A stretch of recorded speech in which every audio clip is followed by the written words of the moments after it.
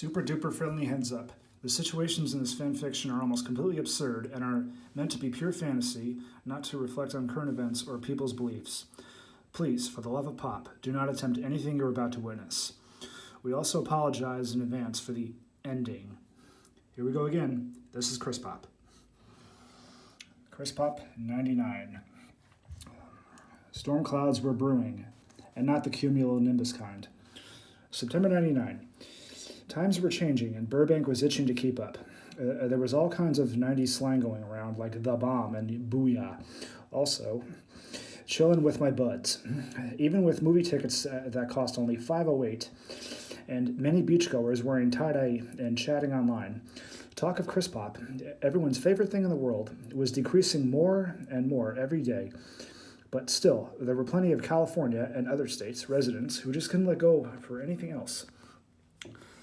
Seasoned Salt Conspiracy CIA Division Head Agent Ron Thompson was currently on the trail of a multi-colonel versatile bounty hunter dubbed the Tanzanite Falcon, who left purple crystal residue crime scenes whenever it robbed various realm vaults of priceless artifacts. The division was stumped because they didn't exactly know why this was happening. They also didn't know if the Falcon was a person or a machine controlled by someone else. The Falcon was also the main face of an anti-popcorn campaign in the 70s that was quickly put to rest by the president. Ron was also looking through files and evidence when his latest case all of a sudden seemed to be in danger of being put on hiatus. Boss wants you for a minute. Coming. Ron finished his coffee and entered the main chamber and saw that there was a big scoreboard-looking thing that was being installed reading Dev Pop alerts, signaling when bad stuff involving popcorn takes place, and the CIA and other agencies can know. Ron then turned to see some familiar faces he hadn't seen in a while because of scheduling conflicts within California. Agent Birch, nice to see you again, looking as healthy as ever. How's the new mentor assignment going? I'm good. I think new agents Fitz and Martin are ready for action. What's with the big colorful scoreboard over there? Don't shoot the messenger. Wasn't my idea. What are you talking about? Australian hacker Eve Pichelli, who was last seen cleared of any wrongdoing in '92, the Mona Key incident, by Joe Landon's attorney brother Will, had walked in looking completely different and less gloomy from the trial. Eve was chatting with other agents on the top level who pointed her to the other computers in the next room. Ron was a bit confused and started asking around until... Ron, how are you this fine morning? Morning, Chief. What's happening here? I believe you know Special Agent Bones.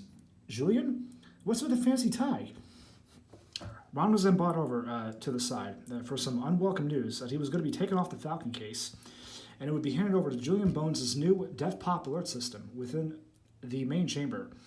Eve Pichelli had been assigned to track the Falcon's whereabouts through a new supercomputer within the guidance of Agent Birch, Fitz, and Martin.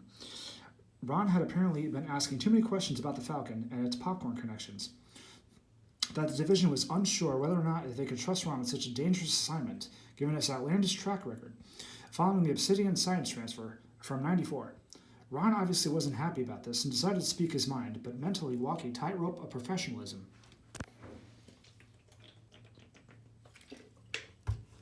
11 years with this agency, I've never encountered such disrespect. I'm knee-deep in this thing for all the right reasons. Now, Ron, we know exactly how you feel, but even with that Obsidian nonsense, you tend to zap first and ask questions later. The Falcon case is just too much for you. Look, Julian Bones, with all due respect, Chief, Julian Bones has been out of the loop for weeks. He's a fine agent. But when was the last time he dusted for fingerprints or performed an interrogation? The Dev Pop alert system was lit for 4 different stages, so to speak.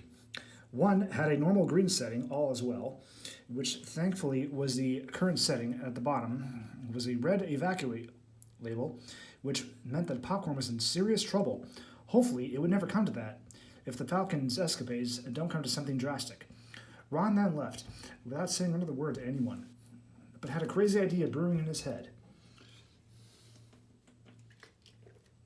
Meanwhile, in the year 2625, Popcorn Time Trial Supervisor Valentina Jericho was communicating with the alternate future variant of Kris Pop inventor Cornelius Gorlick, saying that her new tech, traced into 1999, was close to tracking down Joe Landon. Apparently, according to that timeline's research, Joe may be the key to stopping the popcorn lips with elements of a lost relic known as the bronze salt butter seed staff, something the Tanzanite Falcon could use to have popcorn worldwide freezing over a prolonged period of time.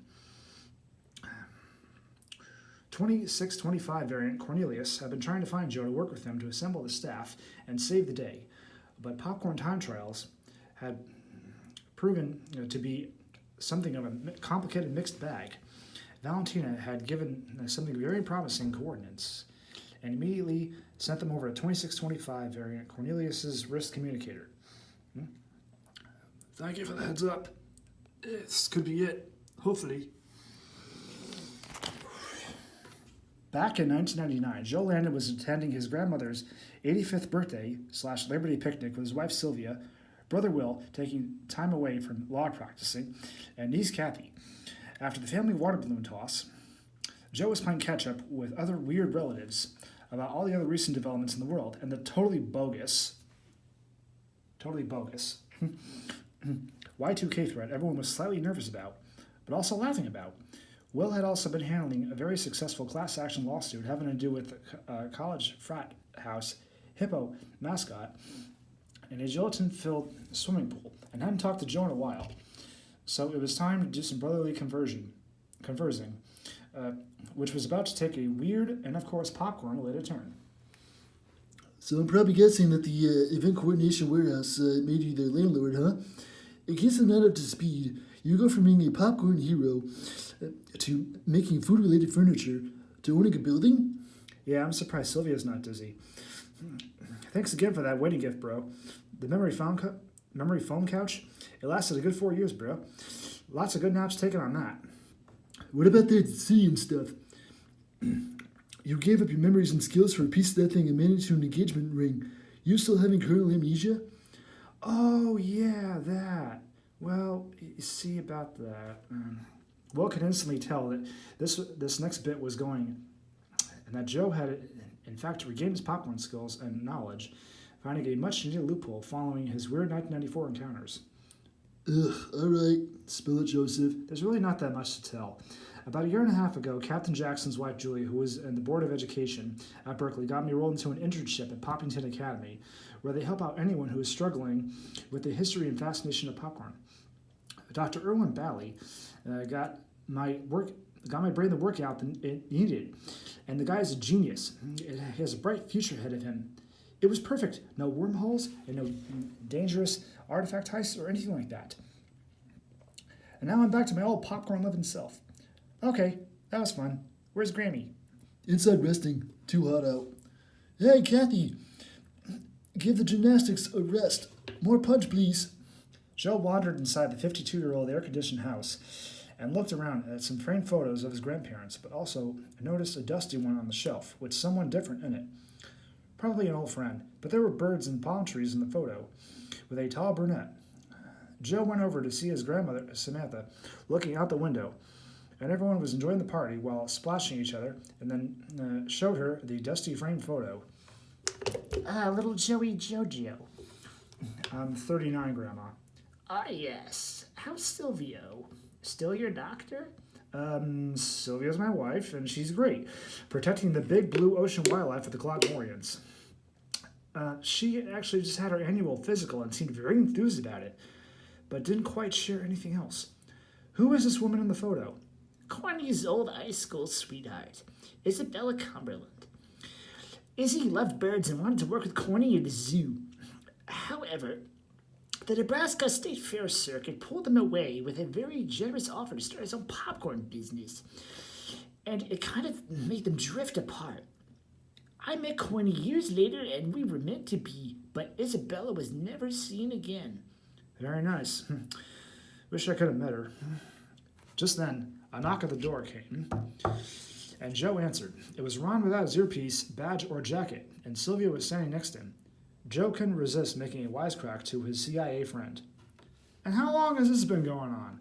Good to see you too, Joe. I need to run something by you guys.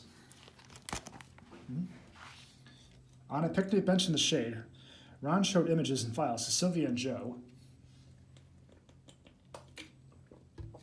about the impact that the Tanzanite Falcon had on the multi-kernel-versal timeline, going into realm vaults and swiping artifacts. Christopherson Papadopoulos supposedly hid something that belonged to the Clockmorian's weapons vault on Jupiter Prime, at an undisclosed location in California, before going off with his elemental goddess pen pal to explore other universes to reunite with the other lost elemental warriors after Mauna Kea ended up shifting a bit due to the Earth's crust displacement. The week-long event in the summer of 1995. The Falcon had also been spotted by surveillance near the secret vault, which Simon Brooks' dark magic book is being kept. Ron is planning on relocating the sacred item once it's found by the Clockmorian mothership, scanning thousands of elemental and otherworldly tracings throughout the state of California. So that way, the Falcon can easily be caught before things get worse. Sylvia and Joe, being one of the very few people Ron could trust at the moment, obviously need a little bit more convincing. What about the other lovely Gentlemen CIA agents. They're contacted to assist Eva Shelley, that acquitted hacker, to track the Falcon's latest movements. They also took me off the case for asking too many questions. I'm on my own on this one. Bastards! Will and Kathy said a quick goodbye to Joe and then took off. Joe then had the usual wheels in his head turning. Everything was all good at the moment with Kris Pop, and this could be a nice way to finally repay Ron for everything he had done for Joe, especially with the split up of the Obsidian. Sylvia then offered one quick suggestion. Well, I mean, you gotta have some other informant out there, to lend a hand until the alien dudes find. Back at the CIA main chamber, Agent Birch was contacting satellites in the Western Hemisphere to scope out the Tanzanite Falcon's latest move. Agents Fitz and Martin had previously traced the Falcon from South America to the equator to Mexico for some strange reason, Nebraska. For some reason, now somewhere in California, but it was hard to pinpoint the recent location. The Falcon had somehow installed tiny jets in its wings to move quicker away from any eyes in the sky.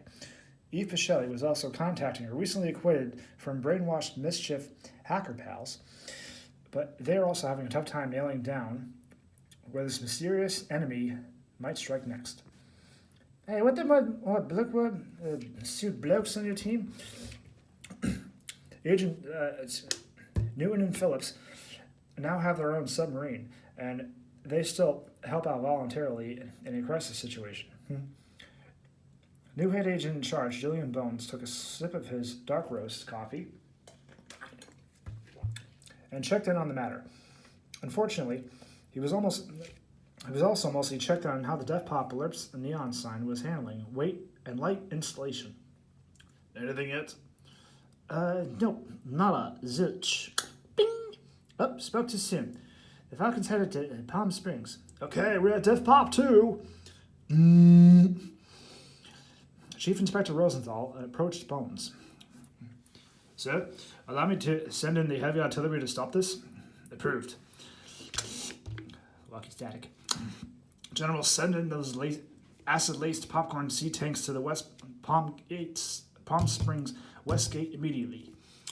However, back at the picnic... We'll do it! Excuse me? We get the location, and then find the item, and the Falcon shows up to try to steal it, and then we get Black Ops dudes to make the grab, and you get your job back. No Black Ops dudes, too expensive. We set a trap ourselves. Colin and Captain Jackson did volunteer work for that security company last fall. All 5 of us stopped this stuff together. It'll change the timeline for the better. Sylvia obviously didn't know what to expect next, but she had to make sure that Joe's head was in the right place, and that the situation was a bit of a departure from the Obsidian and Mauna Kea stuff. Joe, do you have a moment? Sure, babe. Excuse me, Ron. Ron had had perfect timing as the Clockmorians had discovered a large elemental trace coming from somewhere not too far from the picnic, and also that Eve pinpointed the Falcon's movements and also adding on, "Sorry you can't join us." The Seasoned Salt Division was ready to make its move, but would our 5 heroes do the same? An expanded plan had to come together and work for everything to be continued to be great. Joe, you're 39 years old. You don't have any combat training and used to believe that Lucky Charms was the second coming of Jesus. I need you to consider the gravity of this. What's the worst that can happen? It'll be fun. Ron then came over with the good news, and the game was on. They got it. Palm Springs. Okay, we'll discuss this more on the captain's plane. I'll call Colin, and after saying goodbye to Grammy and a small piece of birthday cake, wheels up in 30.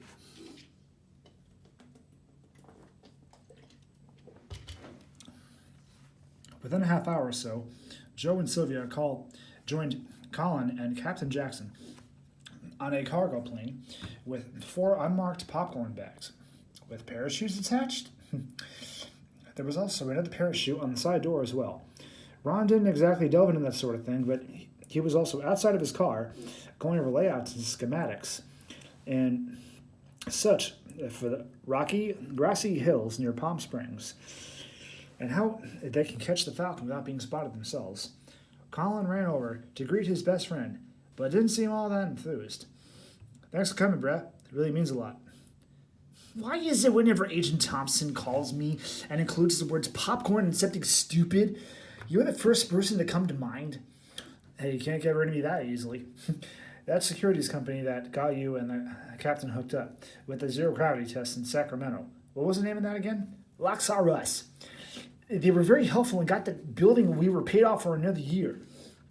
Quite a departure from Sunday axe throwing and stacking tomato soup cans in a grocery store, huh? Yeah. As soon as the plane took off, and the captain's co-pilot took the controls for a little bit to hover around the valley until the Falcon got closer. It was time for our 5 heroes to address the biggest problem, the biggest tactic, and the biggest name.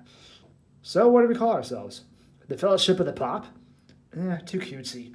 It's got to be something compelling, motivational, inspiring, something not trademarked. Colonel Popper Squad Task Force? Are we all in agreement on that? I think you may have something here.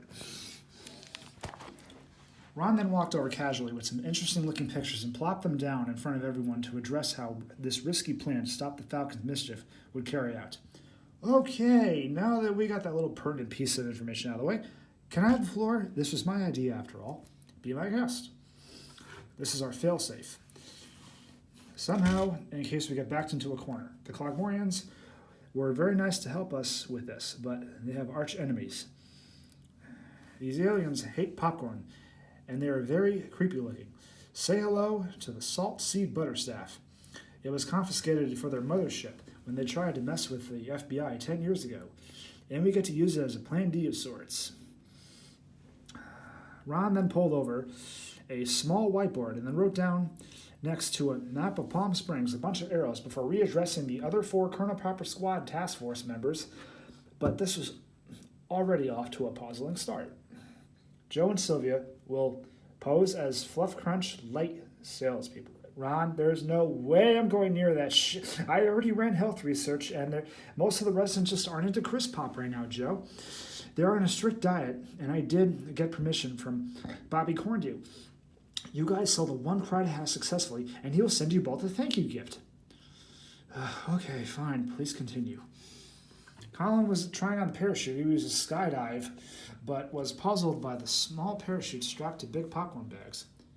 Hey, Ron, are we tossing these out of the plane with me? It's a decoy play. You will safely glide over the area where the Clogmorians have traced the elemental residue near this triangle-looking house. The Falcon gets distracted by the pags parachuting to the bottom, and we trap it in this shipping container.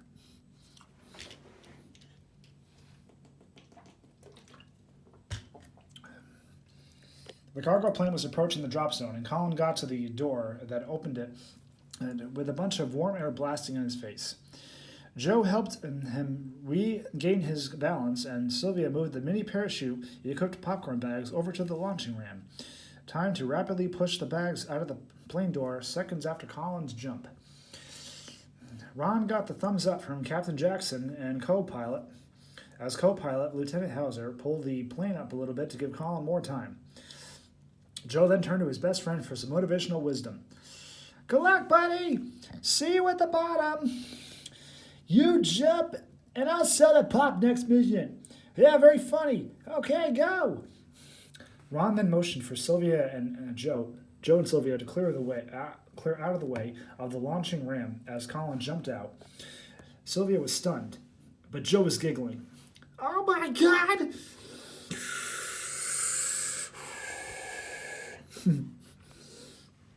The launching ram then activated. Poof, poof, poof. And then all 3 popcorn bags shot forward, following Colin out the door. Ron was communicating through a spirit earpiece to Colin, telling him to pull the chute halfway to the bottom. And there will be a timed chain reaction, activating all 3 bags to release the mini parachutes. If it could work for a whole platoon during World War I, reloading rations during a summer thunderstorm, it could definitely work for popcorn over Palm Springs. Captain Jackson took back control of the plane and was preparing to land, so Joe and Sylvia can do the Fluff Crunch sales pitch before Ron and Captain Jackson could drive the Falcon. Hopefully, nothing goes off the rails.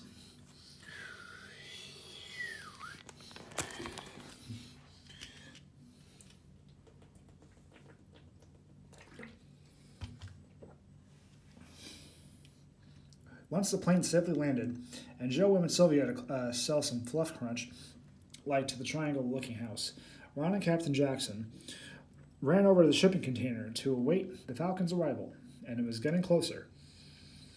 Colin deployed a kernel-shaped yellow parachute and glided safely down to a bushy area near the residential community, while the decoy popcorn bags drifted through the sky. Ron and Captain Jackson thought no one else would be there yet, only to find acid-laced popcorn seed tanks waiting at the main gate. Keep your head on a swivel. Things could get dicey. Palm Springs was obviously very muggy and a little wonky from the artistic point of view, but still a very peaceful and good place to catch a rogue bounty hunter. After making the sale, Sylvia showed Joe a green paper origami triangle on the walk back, and Joe put it in his back pocket looking impressed. Kathy taught you that? Yeah. After we went on our first date night summer 1992? Yes. I remember like it was... Sylvia, there it is.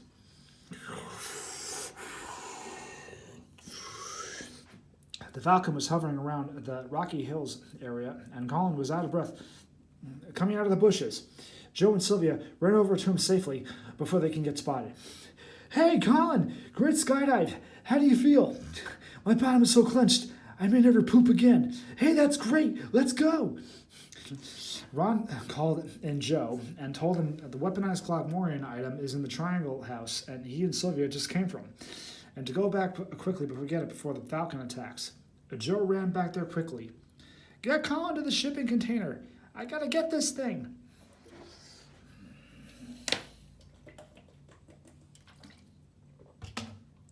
Joe rang the doorbell again, but didn't want to cause a panic or look crazy, but he obviously had to improvise. Sorry, can I use your bathroom real quick? The tank spotted the Falcon landed near the Triangle House as they rolled in slowly. The decoy and popcorn bags disappeared. Captain Jackson patched Joe through the Clogmorian mothership really quick to obtain the item. Greetings, Earthling. The Doyas system is very gracious. For Clog, that's very nice, but the Falcon is coming. Where's the stupid thing hidden? Oh, very simple. The medicine cabinet. Behind a small daily box of pills, there it was. It was a small green glass-looking triangle, looking very strange and shiny. Joe thanked the couple, put the weaponized item in his side pocket, and then ran out to go meet up with the others. The Falcon was getting a little suspicious, but opened the portal with its right hand. Out came a purple yak hybrid beast stomping toward the tanks. What the ever-loving hell? The tanks all got in position, raised their blasters, and got the transmission approval from Chief Inspector Rosenthal. Engage! Pow!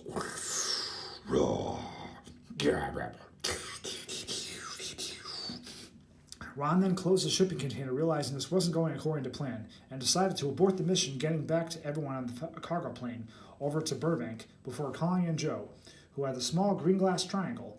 Joe, where are you? We're getting out of here now! Back in the CIA main chamber, no one knew what to expect next as tensions were building to complete the mission. Julian Bones was getting impatient, as he could sense things weren't going well on his first day in charge, and ran over to try something else with Eva Shelley, who was clicking away on 3 different keyboards. I can't see my government dollars at work. Can you hack into a security system, a camera, and near one of those houses? Ready to go, coming up. The security camera near the triangle-shaped house was connected to the main chamber computer. The acid-laced popcorn seed tanks were fighting off the purple yak hybrid beast until suddenly the Tansai Falcon came to its aid, reopened the portal, and it disappeared. What the hell is that thing? Damn in hell, it just vanished. All right, Death Pot 4, everyone. Pull those damn tanks back. Agent Birch, get everyone over near the panic room in case this gets worse. Cool, come on guys, I'll show you how to do cat's cradle tricks with a yo-yo. So I see a plane, but someone else running with no Falcon. Zoom in for facial recognition. The camera did a small zoom in. Quick scan and beeped, getting a clear enough picture of Joe running with a small green glass triangle looking weaponized thing. Item. Bones was a little puzzled. Wait, let me see that obsidian file again, please. Eve handed the light blue file dated 1994 to Bones. Oh, this is awkward. What's Landon doing there? Thompson must have put him up to this. Rub it in my face.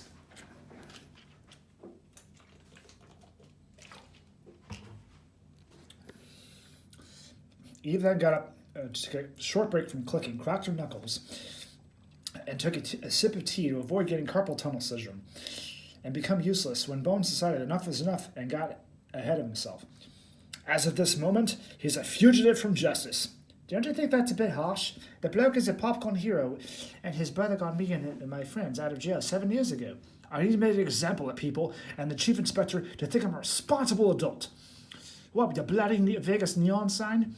Hey, you're lucky you're here working with us and not on the side of the road in Melbourne selling boomerangs, missy. Someone please get me a hot dark roast of 2 friggin' sugars. Stay on Landon and get that Falcon down. Mm-hmm.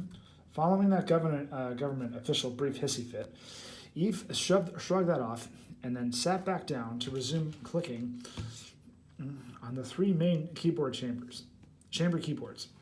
Not much else happened within a minute until she came across something involving the Falcon she didn't see coming and decided to hack into the cargo plane's PA system to communicate with our heroes. Huh? That can't be right. What? Joe was running in the heat with a small green glass triangle looking at it and studying it a bit. But it was difficult while tanks were blasting at enemies and the cargo plane was hovering over the hills, trying to pick up Joe and return to Burbank. The Falcon ended up disabling the tanks with a makeshift sharp blade blockade and then flew over to the outskirts to Joe after spotting him in the triangle. Joe also had the salt seed butter staff ready as a last resort, but didn't know what to expect next.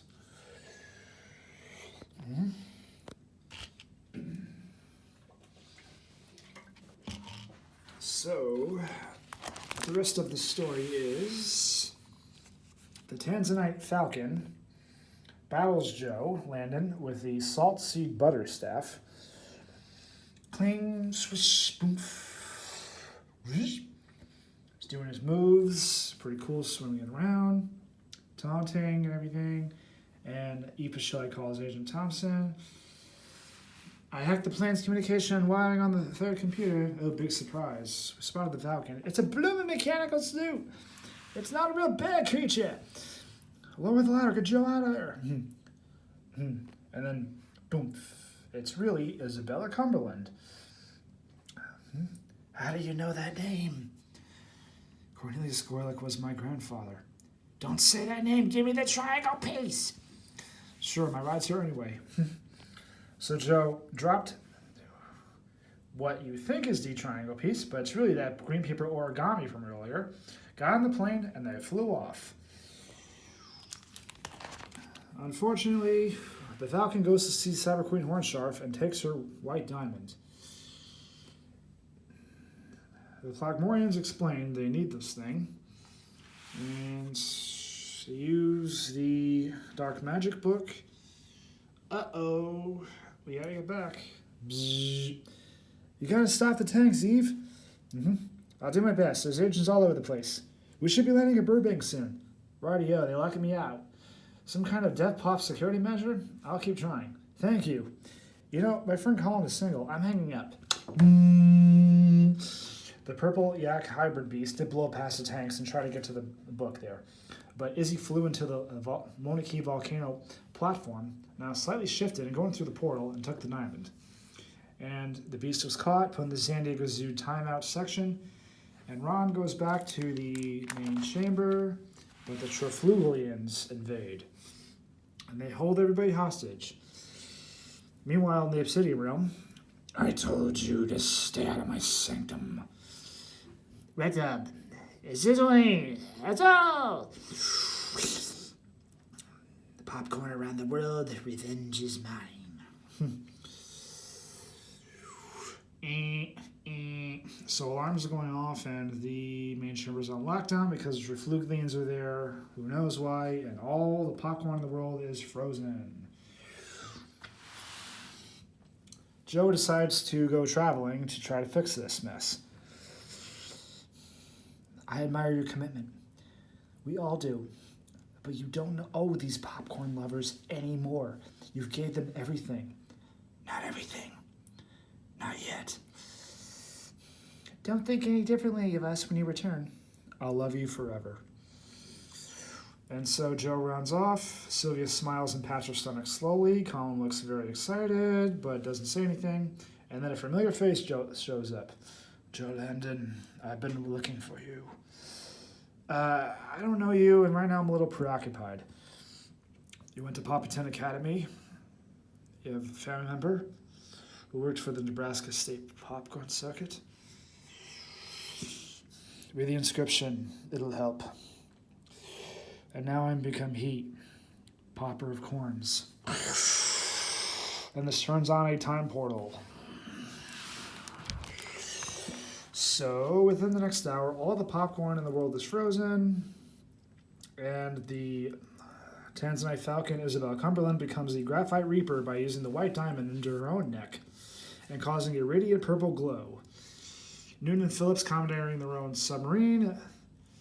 They take Joe's father, Frank, Bobby Corndew, warehouse leads Jerry and Noah, Joe's brother, Will, and niece, Kathy, until the time is right to resubmerge, and the popcorn is coming back. The agents are on high alert.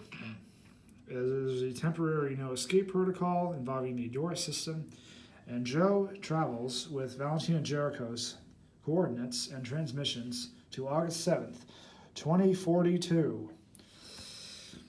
And when you're ready, say the portal closing word.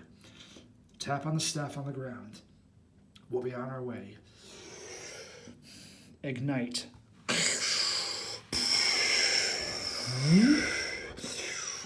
To be continued. Sorry, not sorry. And that is Kris Pop 99. We will see you on the next one.